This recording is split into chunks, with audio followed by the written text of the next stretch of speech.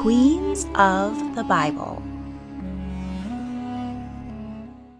From Bathsheba to the Queen of Sheba, from Jezebel to Esther, the queens of the Bible have been referenced in art, music, and pop culture for thousands of years. But who were these ancient women? What were their stories, and what historic evidence do we have of their lives? Today, let's meet the queens of the Bible. First, a brief background on biblical history and timeline. The Hebrew Bible, or Mikra, consists of 24 books, beginning with Genesis and ending with Chronicles. It was compiled around the 7th century BCE.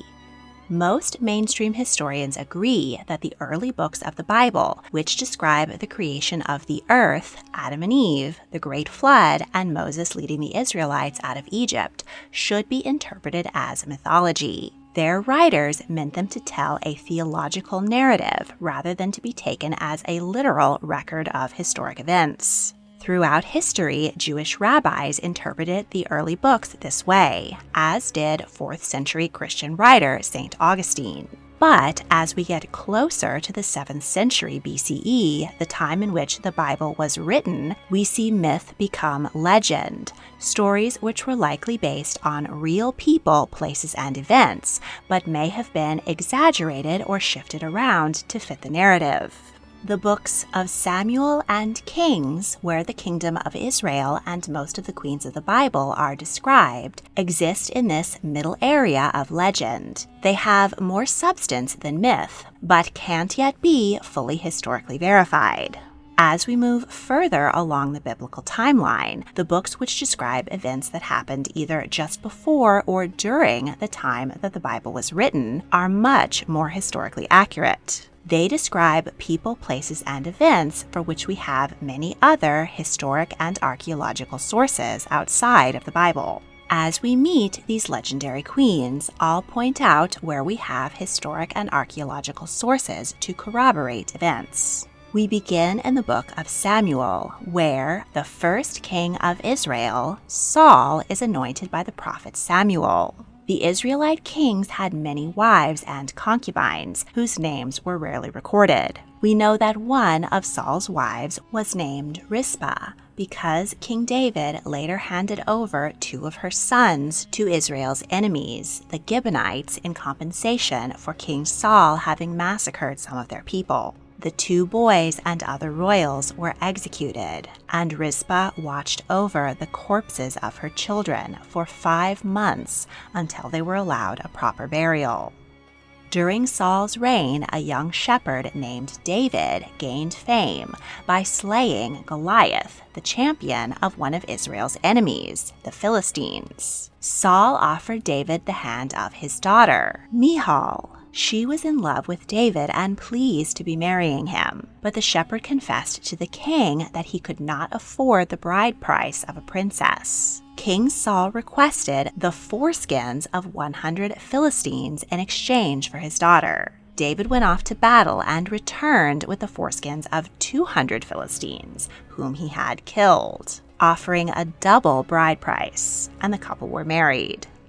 Saul eventually grew jealous of his son-in-law's growing fame. Feeling threatened, the old king ordered the young hero to be murdered. Assassins went to look for David, but Michal lied and said he was sick in bed. She helped him climb out a window and escape the palace. While David was on the run, he didn't bother to contact his young bride, but took several other wives, including Abigail. David rose to power and established a rival kingdom. Meanwhile, Saul was killed in battle, and his son Ish-bosheth took the throne. David marched on Jerusalem and conquered the city, deposing Ish-bosheth. As a term of peace, David demanded that Michal be returned to him. She had since been given in marriage to another man. Despite her husband's protests, her brother handed her over. The new king brought the Ark of the Covenant, the most sacred relic of the Israelites, which contained the 2 stone tablets of the 10 Commandments given to Moses by the God Yahweh, into the city to be the central point of worship. During its holy procession, David danced with joy, and Michal, possibly upset over her brother's recent murder, admonished him. For this she was punished with never having children. Bathsheba was a beautiful young woman and the wife of a young soldier named Uri. One evening, while her husband was away at war, Bathsheba went on to the roof of her home to enjoy a cool bath. King David happened to be walking on the roof of his own palace, and he saw her. He made inquiries to discover who she was, and then seduced or raped her, making her pregnant. In order to conceal his crime, the king commanded her husband Uri to return home, in the hopes that he would sleep with her and believe the child to be his own. But Uri refused to betray his duty and would not leave the army. The king then ordered him to the front, where he was swiftly killed. David married the young widow Bathsheba and added her to his harem. The prophet Nathan came to reprimand the king for his evil deed. He said that Yahweh would punish David by having someone close to him rape his wives in broad daylight. King David confessed to his sins and begged forgiveness. Bathsheba's first child was born with a severe illness. David fasted and pleaded with God to spare his child, but after 7 days, the baby died. Bathsheba's second child was Solomon. In his old age, David named him as his heir, disinheriting his older sons by other wives. Absalom rebelled against his father, plunging Israel into civil war. During the conflict, Absalom captured some of his father's wives and raped them in public, thus fulfilling Nathan's prophecy. Absalom was killed in battle, and Bathsheba's son Solomon became king. Though she had not been David's senior wife and was thus not his queen consort, she was queen mother during the reign of her son. The Queen of Sheba. The Hebrew Bible tells of a queen who is not named, traveling to Jerusalem with a very great retinue with camels bearing spices and very much gold and precious stones, which she gave to King Solomon. She came to prove him with hard questions. After Solomon answered to her satisfaction, they exchanged gifts and she returned to her land. This is the only glimpse that the Bible gives us of this mysterious woman. It is not clear where Sheba was located, though it is most often interpreted to be Ethiopia. The Queen of Sheba appears in many other writings and legends. Targum Sheni tells of a bird whispering to Solomon that Sheba is the only kingdom on earth not subject to him, and that its queen is a sun worshipper. The king attached a letter to the bird's wing and sent it to Sheba, commanding that its queen come to bow to him and submit to Yahweh. He threatened that if he must come to her, it would be at the head of an army she could never defeat. The queen sent him all the ships of the sea, loaded with precious gifts, and 6,000 youths, all born at the same hour and clothed in purple robes. They carried a letter declaring that the queen herself would make the long trip to Jerusalem within 3 years. When she finally arrived, she thought the glass floor of Solomon's palace was a pool of water, so she lifted the hem of her dress. Solomon reprimanded her for having hairy legs. She then asked him a series of riddles in order to test his famous wisdom. The Gospels of Matthew and Luke mention her as a queen of the south who was black and beautiful. They tell how she spent many days in Solomon's company, talking with him and learning from his wisdom. He converted her to the faith of Yahweh. Upon her departure, Solomon presented her with a ring. While traveling home, the queen gave birth to a son, whom she named Ben al-Hakim, son of the wise man, later called Menelik. When the boy grew up, he returned to Jerusalem and was welcomed by his father. Before his departure, Menelik stole the Ark of the Covenant. The power of the Ark protected his ship from storms as he crossed the Red Sea. Upon discovering that the Ark was missing, King Solomon gave chase, but was unable to catch his son. he had a replica of the ark built so that no one would know it was gone. The Kebra Nagast, the Ethiopian national saga, claims the Queen of Sheba as their own and gives her the first name Makeda. The modern Ethiopian royal family claims descent from Makeda and Menelik.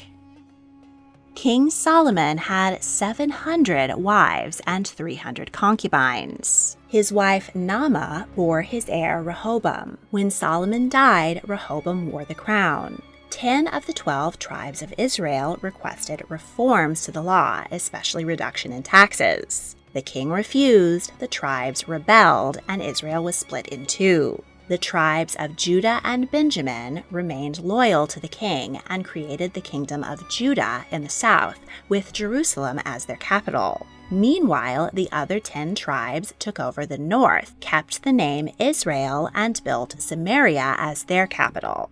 The kings of both kingdoms throughout the generations are recorded in the Bible, but very few of their wives are mentioned. King Rehoboam of Judah married his second cousin, Maacah. She served as queen mother for her grandson, King Asa, but was deposed for worshiping idols. Meanwhile, in Israel in the north, we come to the first king who actually appears in the archaeological record, King Omri, who ruled around 880 BCE.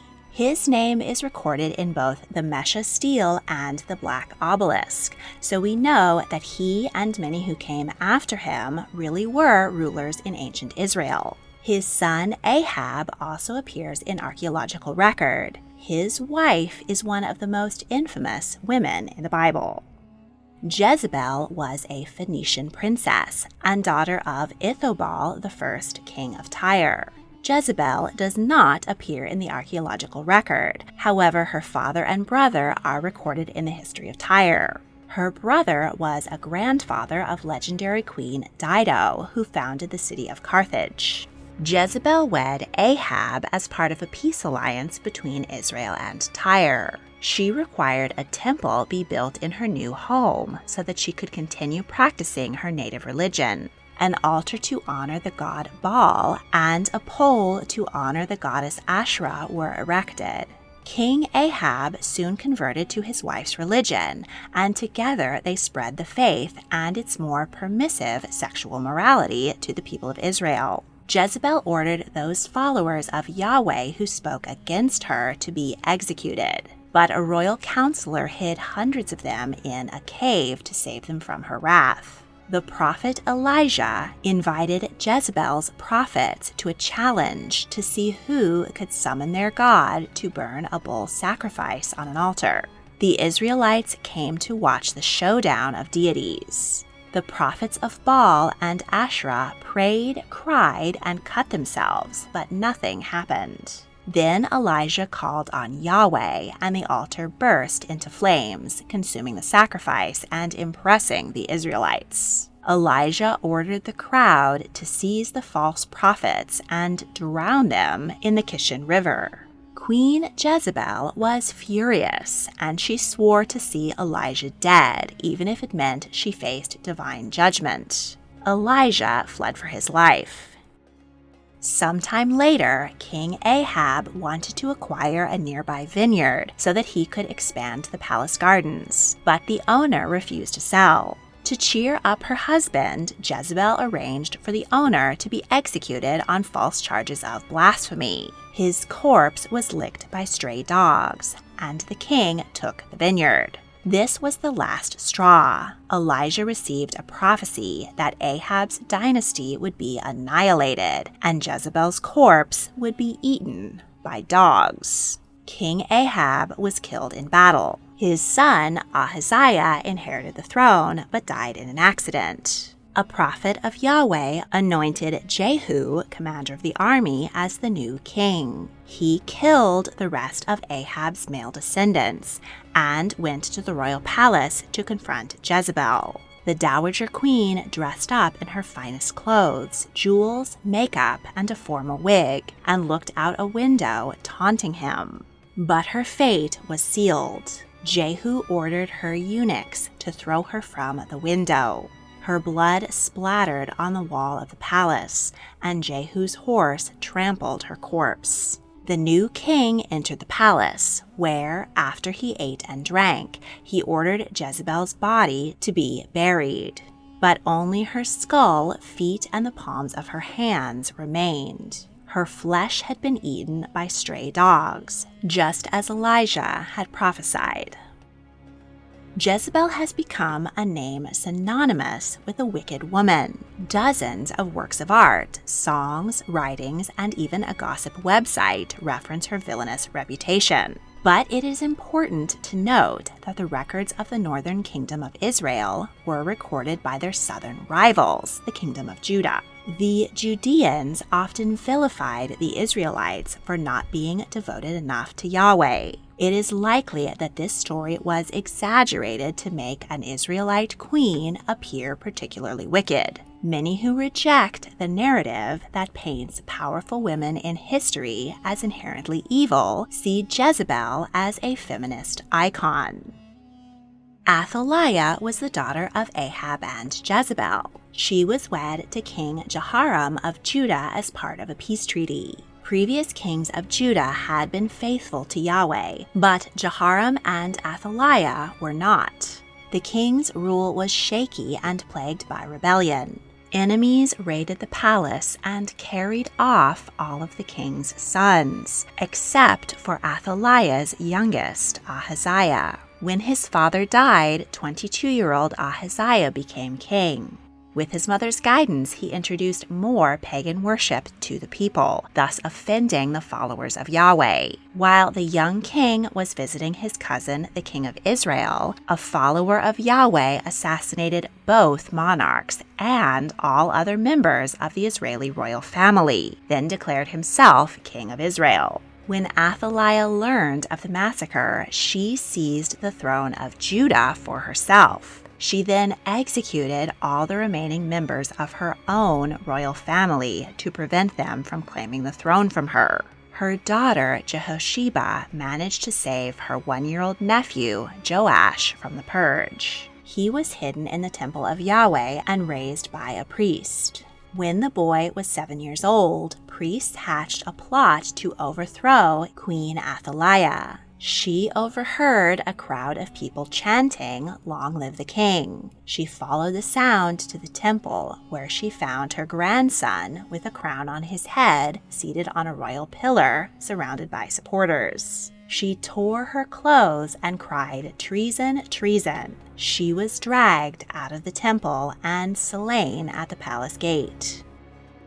For the rest of the Bible's recordings of the kings of Israel, no important queens are mentioned. The kingdom was conquered by Assyria in 722 BCE. There is plenty of archaeological evidence for this event. The kingdom of Judah lived on and became larger, stronger, and wealthier. One queen is briefly mentioned. Hephzibah was the wife of Hezekiah and mother of Manasseh, but little more is known about her. Her great-grandson, King Josiah, reigned from 641 to 609 BCE. He laid the foundation for Second Temple Judaism, the religion from which rabbinical Judaism, Christianity, and Islam would rise. The writing of the Hebrew Bible began during his rule. Many biblical scholars believe that the legend of a united kingdom of Israel was created in order to justify King Josiah's expansion north into the territory recently laid waste by the Assyrians. Archaeologists have found no evidence of a large central kingdom before Josiah, but rather small unincorporated cities. The famous kings, Saul, David, Solomon, and so on, may have been real local leaders who were exaggerated into great and wealthy kings to better fit the narrative. In 586 BCE, King Nebuchadnezzar of Babylon conquered the kingdom of Judah and destroyed its temple. Most of the Jews were transported to Babylon, where they lived in exile, thus ending the reign of the kings and queens of Israel and Judah. But the Bible still has 2 more fascinating queens to reveal. Vashti was the daughter of King Balthasar of Babylon. Persians attacked her kingdom when she was a young girl, killed her father, and kidnapped her. King Darius gave Vashti as a bride to his eldest son, who would become King Ahasuerus of Persia. He threw a magnificent banquet for his prince's nobles and servants. On the 7th day of celebrating, when the king's heart was merry with wine, he summoned his queen Vashti to appear before his guests, naked, wearing only her royal crown, so that they could gaze upon her beauty. Vashti refused to expose herself and be gawked at.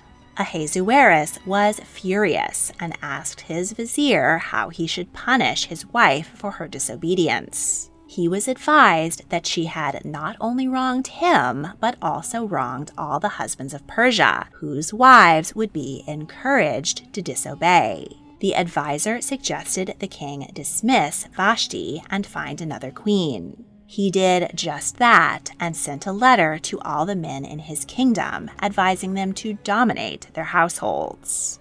Vashti's refusal to obey her drunken husband's command has been interpreted in many different ways over the centuries. The Midrash, interpretations of the Talmud written by rabbis between 400 and 1200 CE, present Vashti as wicked and vain. As punishment for enslaving Jewish women and forcing them to work on the Sabbath, she had been cursed with leprosy, and it was embarrassment at her pocked and ruined skin rather than modesty that caused her to refuse. On the other hand, Harriet Beecher Stowe called Vashti's disobedience the first stand for women's rights. Elizabeth Cady Stanton wrote that Vashti added new glory to her day and generation, for resistance to tyrants is obedience to God. It is unclear if King Ahasuerus ordered Vashti to be banished or executed. Either way, he needed a new queen. He ordered beautiful maidens from across the kingdom to be brought to his harem.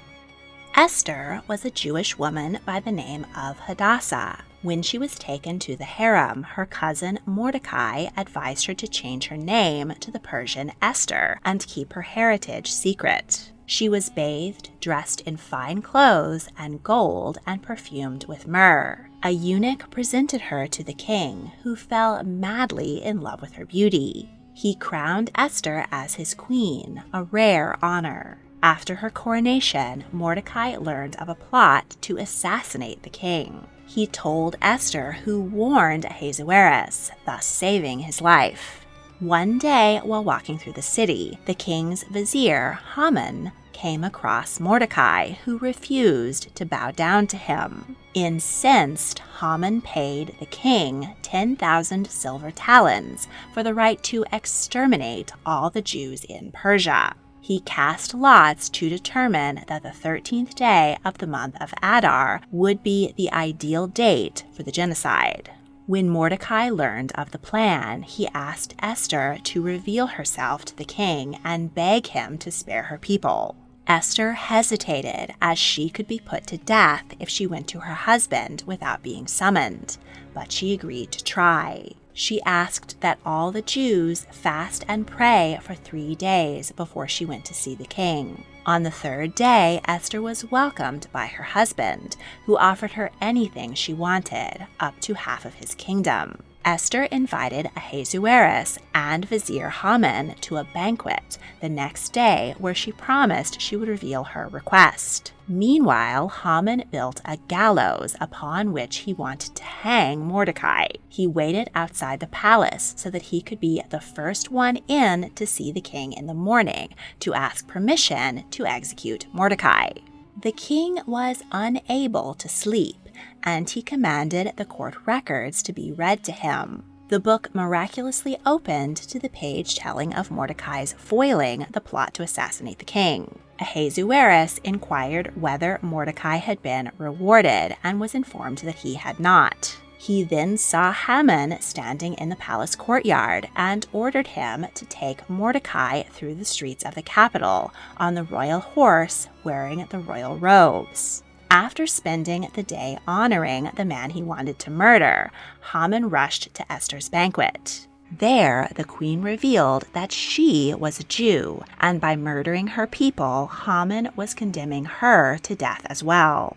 Ahasuerus was enraged and ordered Haman to be hanged on the gallows he had built for Mordecai. Esther begged her husband to revoke the order to exterminate the Jews, but he replied that a royal order could never be repealed. He instead allowed Esther and Mordecai to draft a new order, warning the Jews and allowing them to defend themselves. The Jewish holiday of Purim is now celebrated on the 13th day of Adar to commemorate the events. King Ahasuerus does not appear in the archaeological record. However, there is evidence linking him to historic King Xerxes I of Persia. There isn't any record of Xerxes having consorts similar to Vashti or Esther. Persian kings did not marry outside of 7 noble Persian families, and many historians argue that the Book of Esther should be viewed as a romantic novel rather than a history. Whether or not the legendary queens of the Bible are based on real women of the past, their stories are fascinating. They have been interpreted and will continue to be interpreted in a number of interesting ways.